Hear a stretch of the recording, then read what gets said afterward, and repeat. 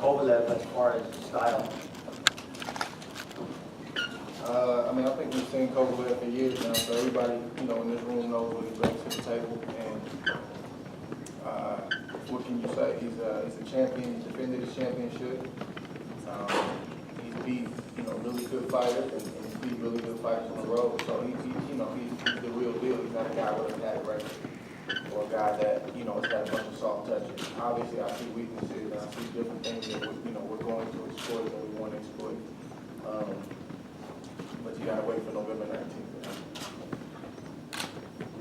Andre, you're definitely one of the most skilled and talented boxers of this generation, from the gold medal to everything you've done since. But there have been these periods of inactivity due to injuries, due to promotional things. How do you justify to yourself holding someone as talented as you are sort of out of the ring where you do your best work, and the best work in the world really that can be done in the ring? I don't know if I understand the question. How do I justify that? Yeah, when there are months going by, and you are not in fights, and this has happened in your career at several points, and I'm not, stating the issues, but if I were really, really good at something, I would want to do it because that's the thing I'm really good at. Boxing's not it, but boxing is it for you, and you've been on the shelf at various points, and it's got to be hard. And I'm wondering how you justify it.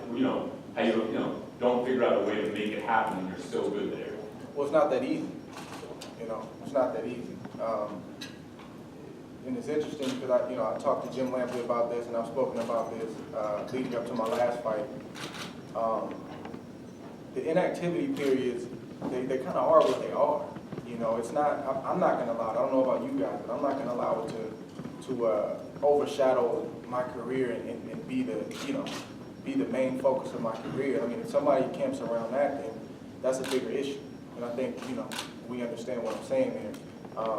We obviously have talked about, the lawsuit situation probably more than we should have. I couldn't fight.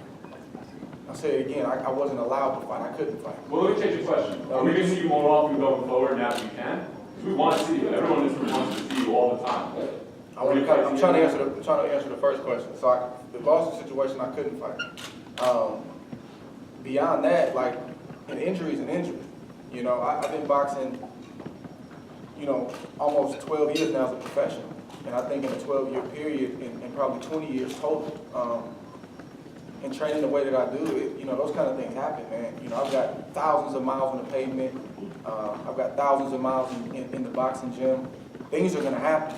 And, I think a lot of focus is centered around, that happened instead of, man, you persevered through that again and got to this point. We're here to talk about right now, arguably the biggest fight in boxing. I agree. And not only that, but God willing, when I come through this fight, again, I'm arguably the best fighter in the world. So we were just saying those are chapters in a long story. And again, I don't know why, and it's a great question. I'm just trying to answer it. I don't know why we camp around those things, but they kind of are what they are. It's life, man. It's not, a lot of boxers suck, so we want to see the good ones. That's why we're arguing. Yeah, but I don't care about the public. No, but I'm just saying, the question is kind of almost as if I'm, I'm home kicking my feet up and I don't want to fight. Oh no, of course not, man. There's things that are out of my hands, and then I got to put on a different hat and say, okay, how are we gonna get through this one? You see fights on TV where your guys are like, come on, man, and you're at the top level. Who do you think you'd rather see, those guys or you? Of course it's you. So it's not about. I respect all fighters, though. You know what I mean? So I can't say it like that, but I understand your question. Well, I can. Yeah, but I don't have to agree. I'd like to jump in with another question. I'd like to add one thing, though. To Andre's point, we're constantly hearing about this inactivity. When you think about November 19th, Andre will have fought 4 times in 18 months. That's an average of 4.5 months. A fight every 4.5 months, right? Yeah. Let's think about the last 18 months as opposed to what happened 2.5 years ago prior to that. He's been very active, and he's going to continue to be active. If he's going to continue to be active, then everyone's going to be That's the happy. story. That's all we want, man. We just want Andre. That's history. But this is the reality, though. Whether you're a fan, if you're a true fan, which I've seen true fans and supporters through the good, the bad, and the ugly, they're not going anywhere. They ride with me through it all. And they're the reason I got through those periods in time, because they didn't jump off the wagon. They said, man, look, we love you, man. Get through this. We want to see you back in the ring. And really, that's what it's all about. I can't, it's not my responsibility to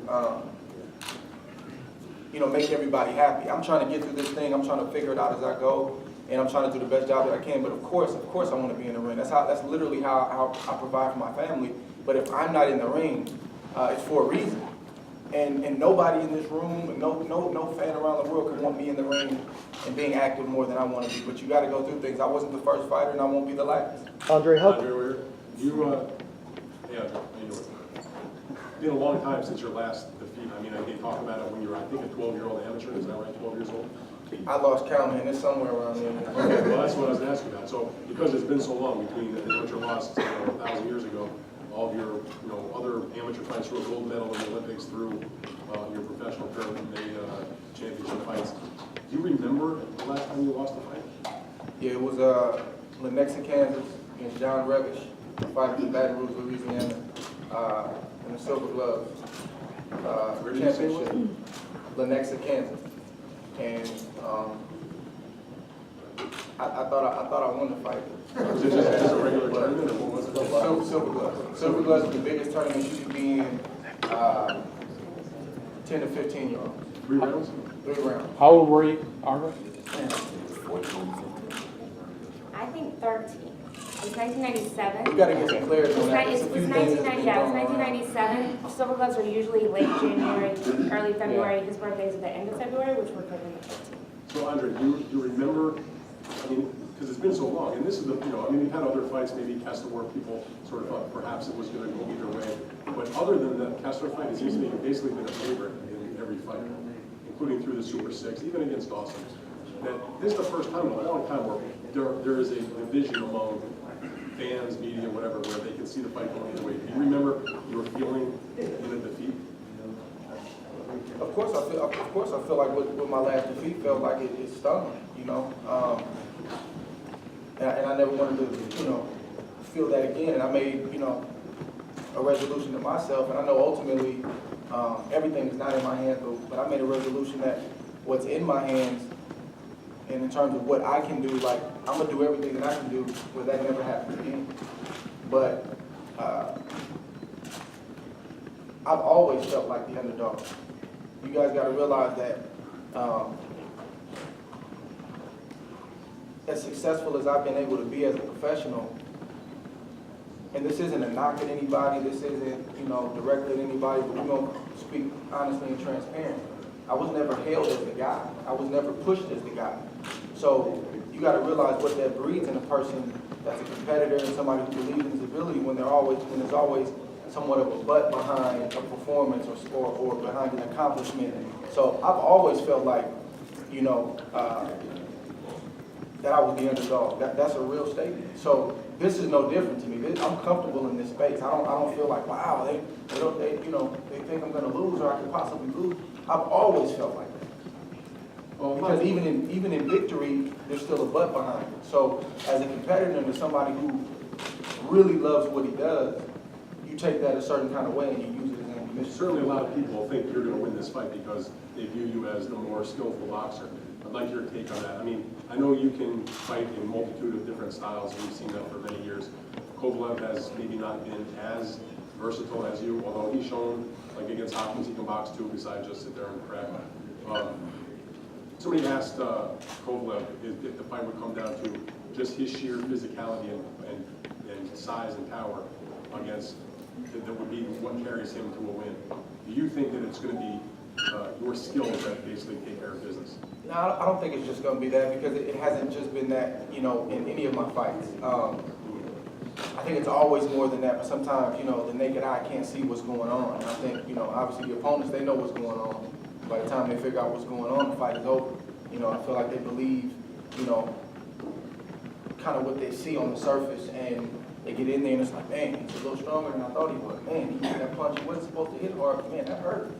Man, he's not getting tired. He's stronger than I thought. So it's nuances, it's different things. It's similar to the Floyd experience that fighters go through, where we see one thing, oh, he's running, he's not hitting hard. But man, God, he's hitting harder than people think. He's physically stronger than people think. So it's a combination of things. And then at the end of the day, like any fight with two top guys who have a lot to gain and a lot to lose, who wants it more? There's going to be rounds, there's going to be moments where who wants it more? And I just believe I wanted more. It's that simple. I know what I'm going up against. You have to acknowledge what he's done and respect what he's done in order to prepare properly. So I'll never take away from my opponents. And if you guys look at my track record, I've never done that. I've never been a guy that tears my opponents down. I'll probably give them more credit than they should get. That way I get into the right frame of mind. So it's going to be a lot of things going on in that ring that bring me to victory, but ultimately it's going to be who wants it more.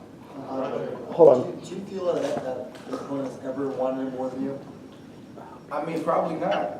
In my mind, I can't say, but everybody has a breaking point and everybody can be broken.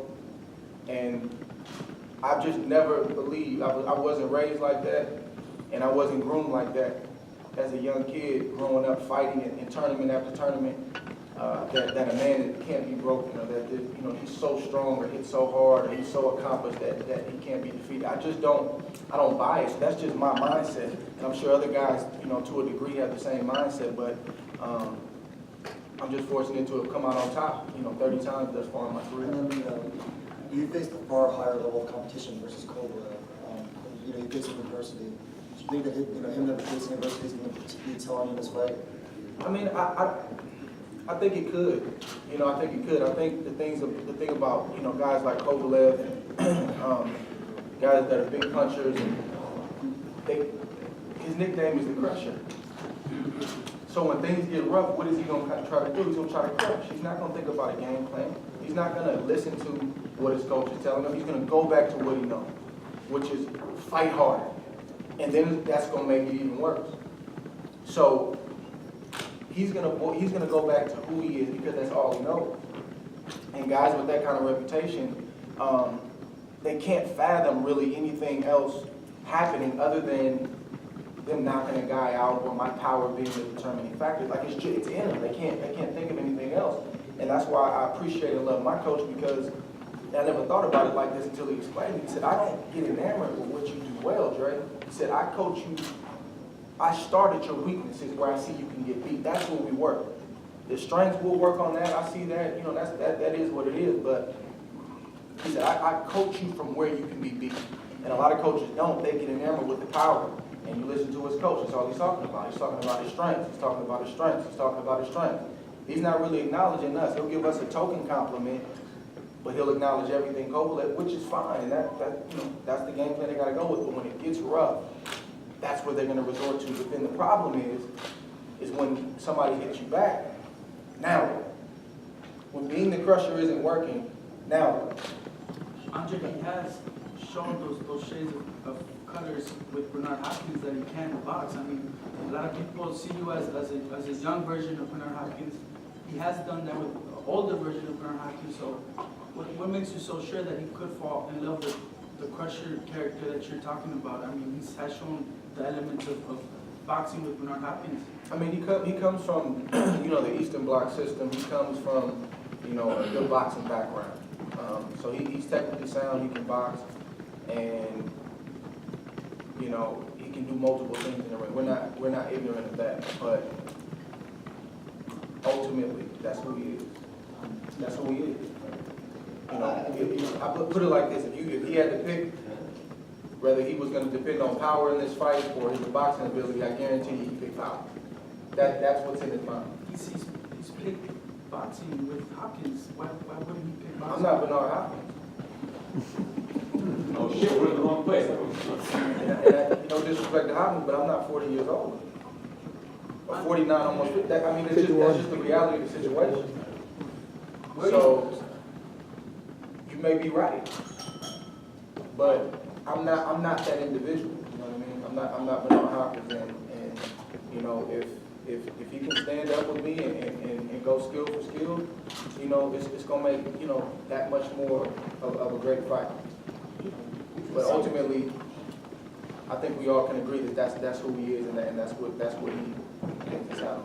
Where do you think you are in your career right now? You've been off, had some layoffs. Are you at the top of your game? Will we see the best version of Andre Ward in November? What do you? Where are you? I think that's what I always try to be at these moments. I think my career that's what I've shown. I try to really make sure that I rise to the occasion. That's really important to me in the biggest moments, regardless of what's said, how people feel, whether they think I'm gonna win or lose. I just try to always rise to the occasion, and I don't think November 19th will be any different. Do you feel like you're better now than you were before, or are you just different? It's tough to say. I mean, I've matured a lot in the ring. I think I'm a little bit more efficient, you know. As you get older, there's not a lot of wasted energy and a lot of, you know, unnecessary things that you do when you're younger. So I think from that standpoint, I'm better, but I certainly haven't gotten worse, I don't think. So that's a good thing. Andre, as you say, from that standpoint, you feel you're better. I don't think anyone here will argue that, but someone through the You got those layoff, butts again, man. someone through the layoff and the promotional disputes, a lot of people have seemed to unseat you of your #1 pound-for-pound ranking. Do you think that's unfair because of your inactivity or whatnot, your layoff? Do you think it's unfair to unseat you of your pound? Man, I can't get into whether it's fair or not. You know, life isn't fair, and there's certainly a lot of, you know, things in boxing that's not fair. You got to learn how to deal with it. And the best response that I can have to that is those that do have a vote. My goal and my motivation is to leave them without excuse. Because, you know, like we just talked about with the first question, we talked about layoff and lawsuit, you know, probably 4 or 5 times just since we've been in here like 15 minutes. That's not where my focus is. I only remember those things when it's brought up. You know, my mission has always been to be the best, and I can look at the pound-for-pound list and I may have an opinion like, man, how did he get there? Why did that guy? I stopped doing that a long time ago. It's about leaving people without a reason or an excuse not to put you there, but they can't deny it. They can't deny it. So I can't say whether it's fair. Andre, even before you moved up to light heavyweight, how closely or not were you following Sergey Kovalev? I mean, I was obviously aware of him.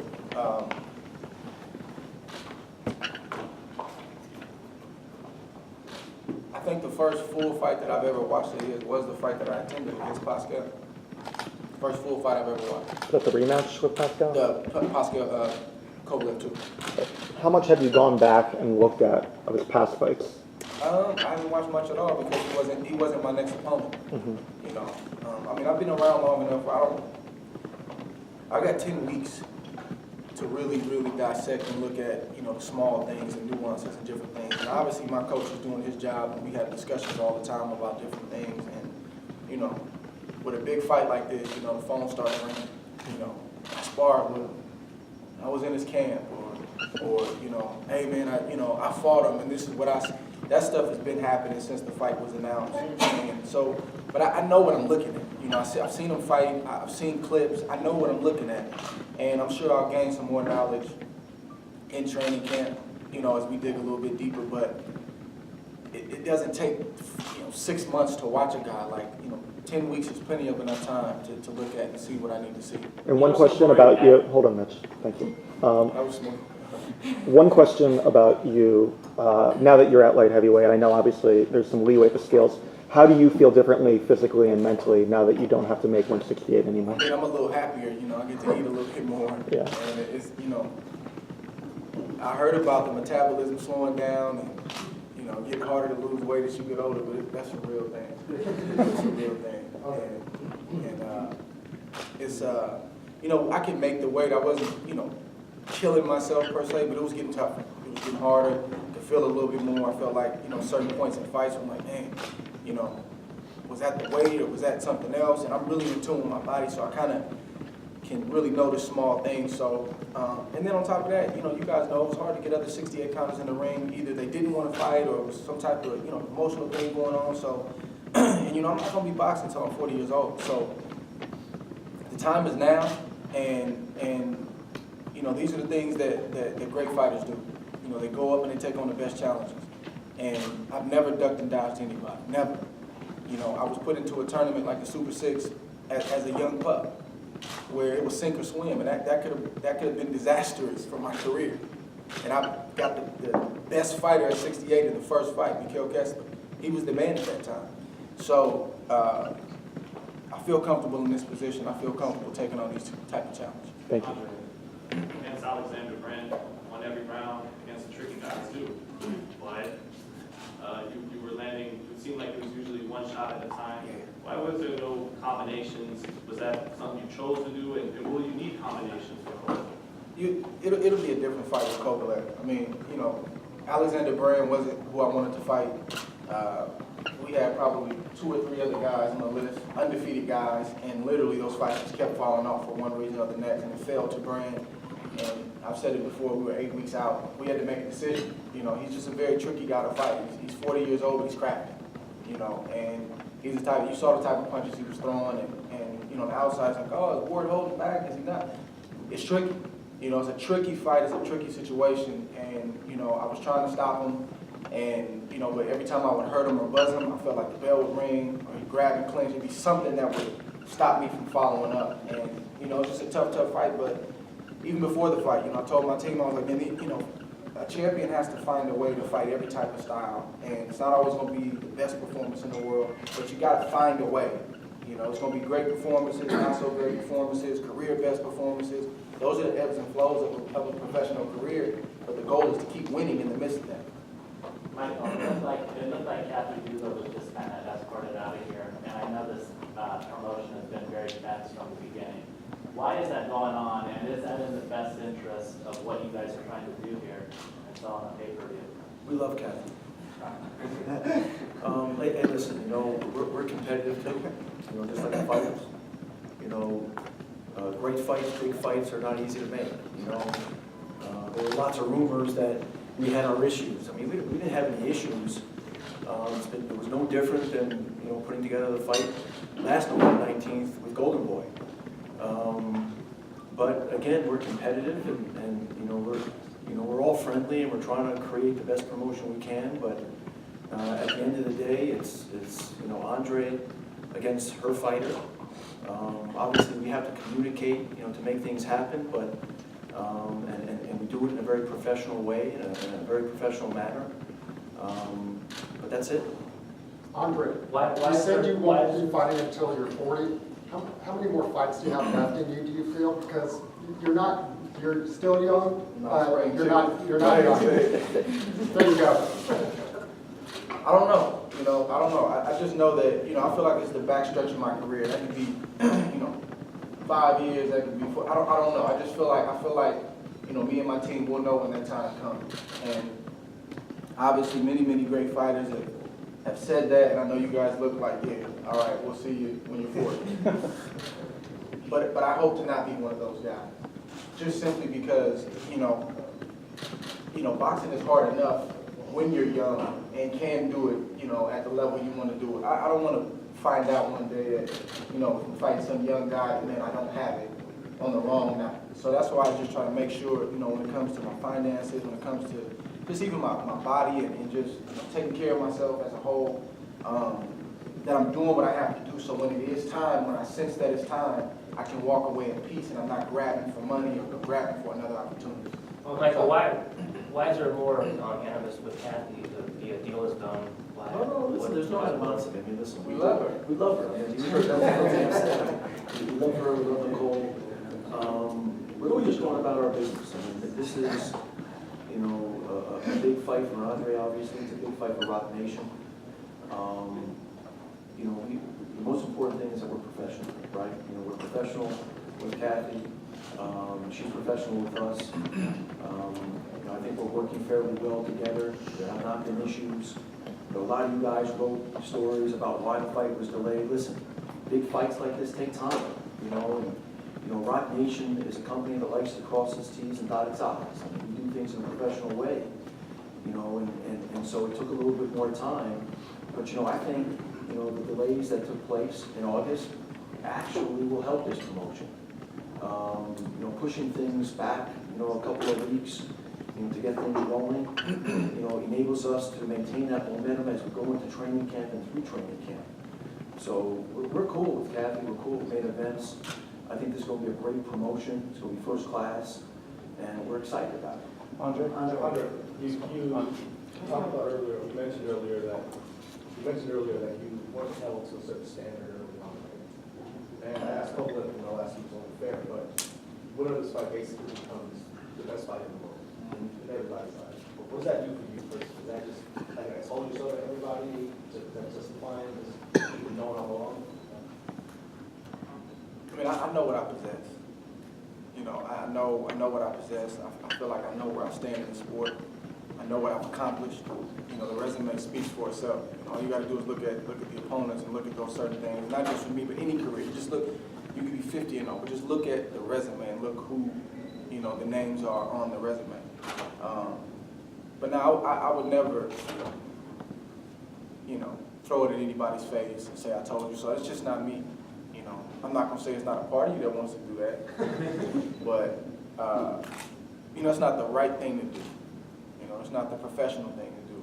You know, people, and I've learned this throughout this 10-year career, 11-year career, is that people are entitled to their opinions. It doesn't mean that they're right. It doesn't mean that they're always wrong, but they're entitled to their opinions, and that's fine. Let's see what happens. You know, when you're young, you know, you get upset, you got these ideas and ideals that everybody's supposed to agree with you. That's not life. That's not reality. So I let people talk, I let people write, and you know, I do wish there was some apologies or some retractions sometimes. People were wrong, but again, that's life. It doesn't happen like that. So no, it just validate what we already know. And it goes from trying to prove people wrong to just proving the people that have been behind you and been supporting you right, confirming what they already have been supporting and pushing for. So it's just a change of mindset.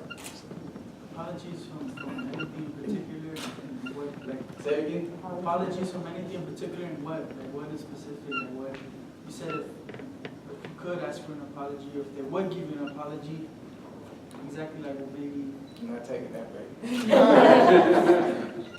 Hey, I love Andre, everybody.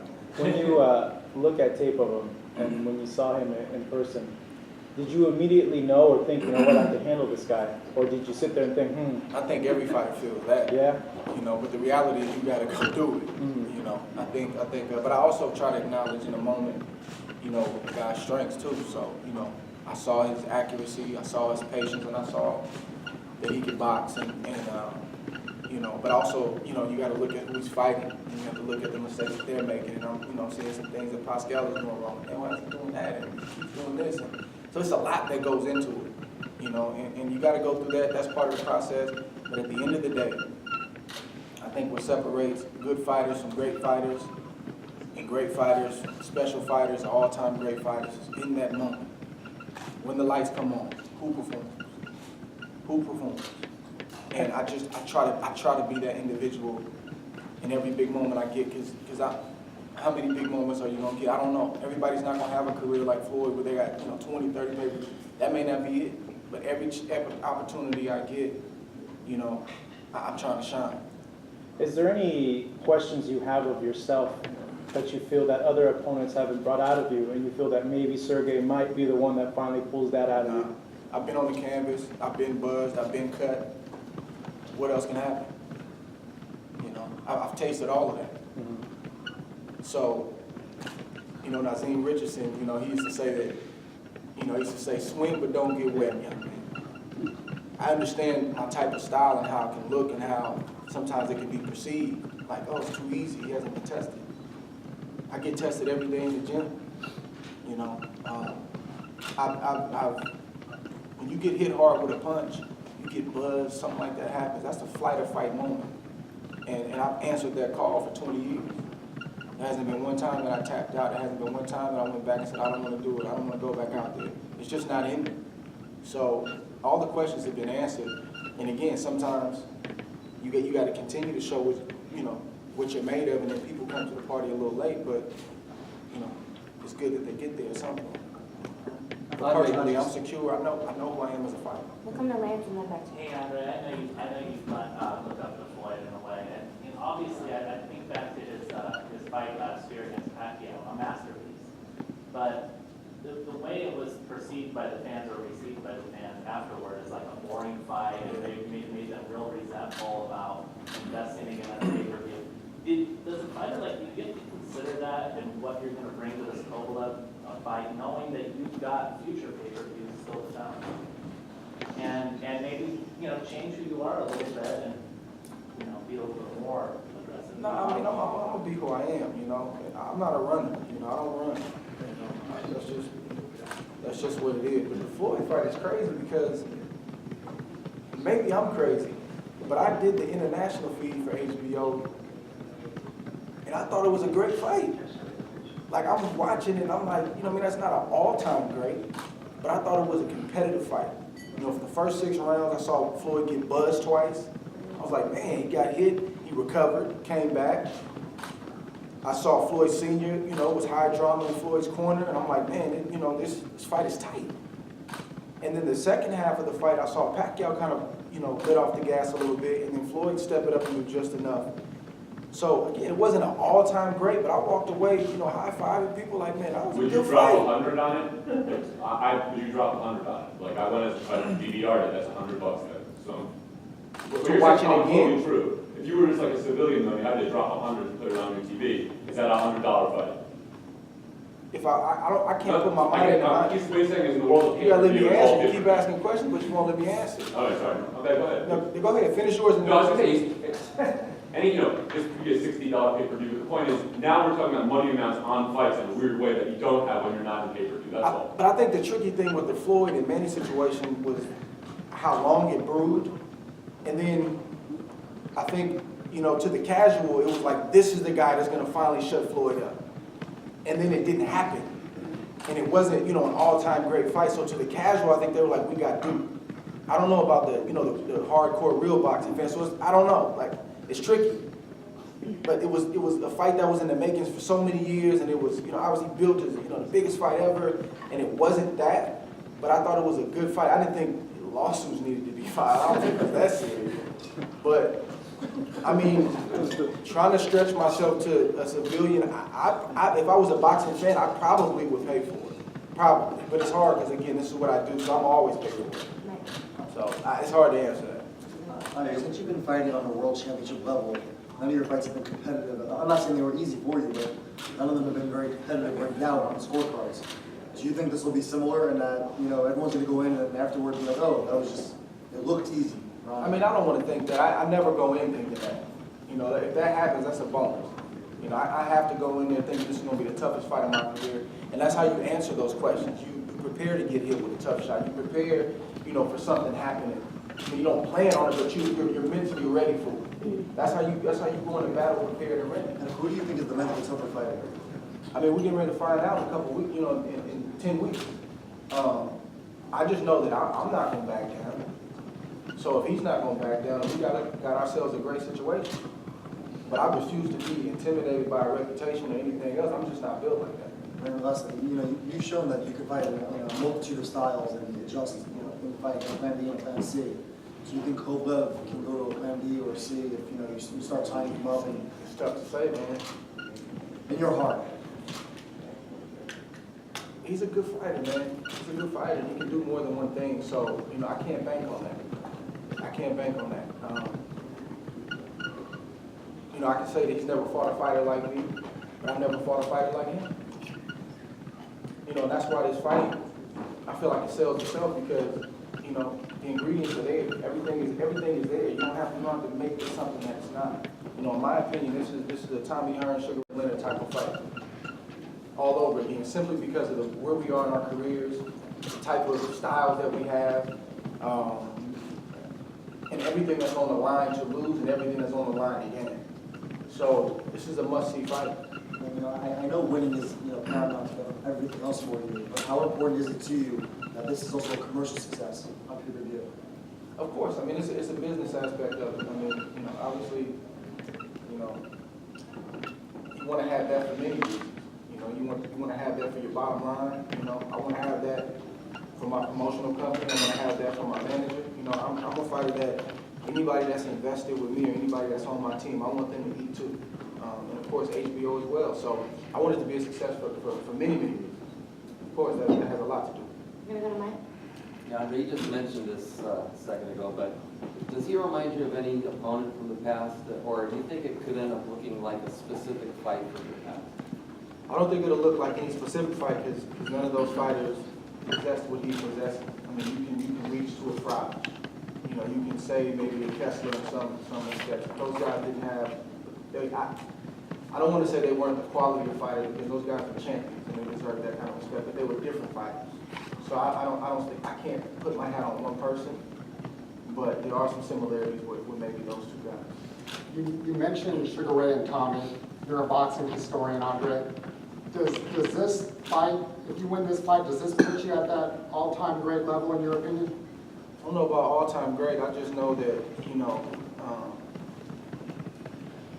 it's tough, man. It's a tough situation for me because I'm hesitant to rate myself, even privately. Like, and that's why, I say things like, I want to be great. People say, you're already great. I'm like, man, I'm not there yet. I wear those things on the back of my t-shirts, my training shirts when I go to the gym because it's just when I reach a certain barometer, I push it further. And then I push it further.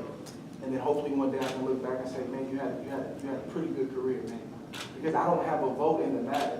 It's the fans, it's the media that ultimately will rate you.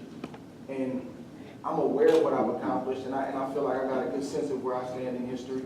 But I've never had time to just enjoy what I've done because, I wasn't brought up like that as an amateur. You feel like you still have to prove yourself, it seems like. I mean, I feel like, to be honest with you, I feel like I'm proven. I've done it. I've done what I'm supposed to do. Like I've been on the big stage. When I was here, this is pay-per-view, this is another level. But I've shown it. I mean, if people don't know what I have now, they'll never know. But when we talk about greatness and all-time greatness, we gotta let these things play out. We'll see where I'm at when it's all said and done. Okay. Great question. Theoretically, a skilled fighter usually right? But considering going up the way, considering the culture, some may say this is the exception. That what makes this like a must-watch fight. It's a dangerous fight for both of us. It's a dangerous fight for both of us. I mean, you got 2 undefeated records on the line. He's got a lot of hardware over there. He's got a lot of belts. And you got a hungry man on the other side of the ring who really wants those belts. Really wants those belts. And I feel like I'm in a position where I can't afford to lose. I don't necessarily feel like I'll be given the benefit of the doubt. I've watched boxing history throughout the years, and I've watched how certain fighters were treated and other fighters weren't treated. And I've just studied it, and I've watched it. Man, this is crazy. Why this guy didn't get this kind of treatment, but this guy did? Man, this guy beat this guy today. I don't know if I'll get the benefit of the doubt. So I don't have that cushion. I don't have that luxury. So my whole focus is, man, you got to find a way, kid. You got to find a way. So you can say I'm skillful. You can say he's a power puncher, but again, there's so much more going on in that ring, man, and that's not just the reason why you should see it. This is the fight that even casuals have been clamoring about in terms of big fights not being made and big fighters that you can't say that in this case. So that alone is, I think, reason to come out and watch this fight and tune into this fight because, there's going to be things that go on behind the scenes. I mean, again, I think Michael said it the best. Main events is competitive. Who else do they have other than Kovalev? He's not only fighting for his life, she's fighting for her life. She really needs him to win. And obviously, Rock Nation, they're trying to take that next step in the boxing game too. So there should be some tension. Everybody's not kumbaya. It's a lot at stake here. So, it's going to be some heads being bumped, but we got it done, and that's the beautiful thing. And I think that's, what we're all focusing on is the fact that we got it done, and it's going to be done. The fight's going to happen. You guys may read some different things, and, it's just part of the process. What have you read about this actual fight? What do you feel is the media's perception of this fight? Say it again? What do you feel is the media's perception of this fight? I don't know. We like it. I like it, but I haven't heard anything whispers. I don't read much these days. I mean, I read, but I don't read a lot of boxing news these days. I can't. You know what I mean? That maybe I'll start to read it again when I'm retired and I'm done. But I can't get caught up in the highs and the lows. It's just too important of a moment. I got to stay locked in. It's not just something I say. It's not just something that sounds good. It's me, man. It's a lot riding on this. And I get overflow. You know, I got family, they read it. You know, I got my wife, she reads it. Hey, I told you stop reading this stuff. She reads it, people read it, but I personally don't know what the, I mean, I know people are excited, as they should be, but I don't know how the opinions are in terms of who thinks, who's gonna win or lose. And when you're always able to deal with that from the beginning of your career, was it always like that, or did you just learn, you said you had the layoffs, you had all the criticism and the questions, did you just learn how to deal with this in that specific manner? Yeah, it was learned. It was a learned behavior. Was it difficult? No, I'm just saying, like, when I was young, I read everything. I went to every website, I read everything, but you learn quickly that that's not really the smartest thing to do. You learn very quickly. And I tell a lot of the young guys that call me, and I said, listen, man, this is part of it. You want to be in this game, you got to be able to deal with these different things. And I can't speak for anybody else, but personally, the best way that I can do it, because I don't want to come in here looking at you guys funny, so I'd rather not really know what you're saying, so we can have a good conversation. You know what I mean? But don't get me wrong. I got my ear to what's going on, and I know who's saying what. But I just don't entrench myself in it on a day-to-day basis, is what I'm saying.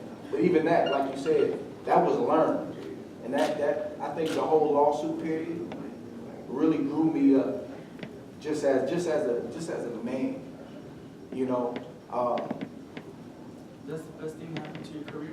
I wouldn't say that. Yeah, but I think in the sense of your growth and your maturity, your ability to be able to handle this. I put it like this, I think it was necessary. I think it was necessary. And, you know, my manager, man, Jay, man, he's a master chess player right there, man. He's a master chess player in life. You know, he gets a lot of credit for business and different things like that, and he's got that. But I'm talking about in life. I couldn't tell you the amount of time that I've called his phone, you know, upset or you know, just venting about something. And a lot of times I felt like I was right, and he would tell me I was right. But he would always give me another perspective, and it'd be the right perspective, and it'd be efficient. I'm like, man, I'm giving up all this energy, I'm sweating, and he just sits back and he'll say 2 words, and I'll be like, dang, why didn't I think about that? You can't go through life like that, man. You know, and I'm learning that life is chess, you know, and that period was necessary, man. And I kind of got my system on how I handle it. It may not work for everybody else, but, you know, I can come in this room today. I know everybody in this room doesn't write favorably about me. I know that for a fact. I'm not ignorant toward that. But I can look you guys in the face and smile and shake your hand and go about my business. That's called growth. I got nothing against anybody in this room. And don't get me wrong, there's a lot of guys that are objective in this room that do a great job and you know, that care about the sport and you know, do a great job. So, but that's life. The question is, how are you going to respond to these different things? But it took time. I didn't always have this perspective. You use the terms before.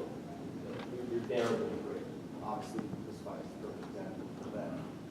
You get out of this in boxing, like in general, just fighters like, you know, daring to be great, don't fight guys like some.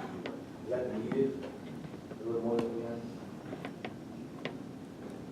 I just think boxing is in a different time now, you know, with the way that it's structured on the business side. You know, we all know what's been going on. It's different. You know, it's a little harder to make some of the bigger fights. This guy's on that side, this guy's on this side. The game is a little different.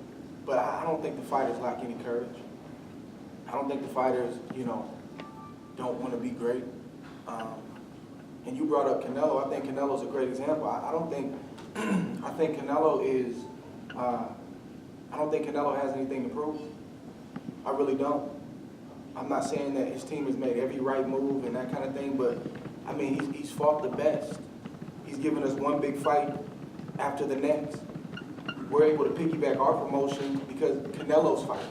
You guys are here because Canelo's fighting. So he's given so much to this sport. And it's just amazing to me the kind of response when maybe he doesn't move as quick as people think he should move. And I'm not saying we shouldn't want the fight and we shouldn't say that, man, this fight should be made. But I think we go a little too far when we start to question his courage, or we start to say he doesn't have heart. Man, this man puts his life on the line and has been putting his life on the line. But boxing is just a little bit different. And to be honest with you, I think Oscar De La Hoya is doing a great job. I think he's letting them know, look, the fight's going to happen. It's just going to happen when we say it's going to happen. And if the fight happens, it may be like Floyd and Pacquiao, not the actual fight, but I'm talking about it's twice as much. How can we say that that fight happened too late when they made 3 times the money?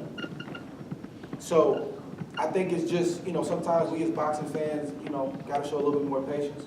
But the fighter's courage should never come into question. These guys, they're fighting, man. Like, he's going through things right now in his mind and his heart that we would never know unless we walk in his shoes. I know because obviously I do it, but like, that's a walk that you only know about unless you walk that walk.